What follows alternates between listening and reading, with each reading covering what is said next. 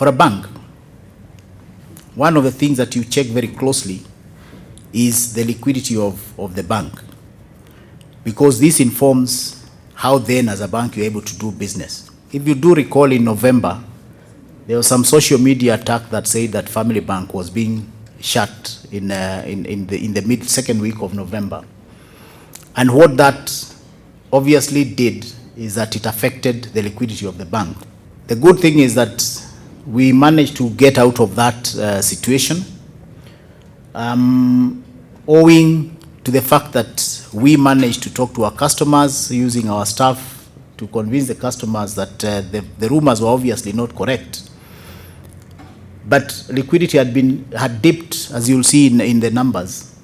The good thing is that we are able to quickly recover, and that position has since been corrected, and liquidity is back to the 25-26 range, way beyond the 20% statutory requirement as we speak. We have continued to maintain a very strong capital base, as you see. In terms of our total capital adequacy ratio, we are currently well above the industry average, hovering near the 20% mark, against a requirement of 14.5. And if you look at our shareholder capital, that has continued, shareholder funds has continued to grow, and we've doubled that in the last 3 years. This is primarily driven by profit growth and the rights issue. The total capital adequacy, as I've said, driven by our strong profitability over the years, because the previous couple of years, you do recall that we have been reporting a very consistent profitability growth, and that has seen our shareholders' funds grow consistently to the current levels of 12.7 billion shillings. Our operating income, we had a 5% uplift to 6.7 billion shillings. On the operating income, that dipped slightly by 3% to 9.125 billion shillings. The loan loss impairment, that went significantly up to 847 million. Our operating expenses up 23 to 7.613 billion shillings. Our operating profit at 1.512, and our PBT, which is what I'm sure many of us are looking forward to seeing, that we came in at 664, giving us a profit after tax of 352 million.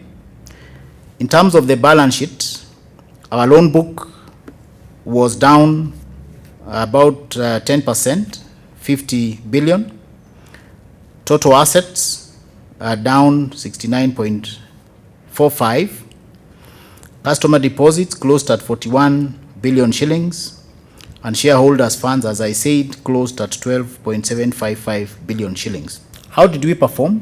As I said, we had a 10% drop in the loan book.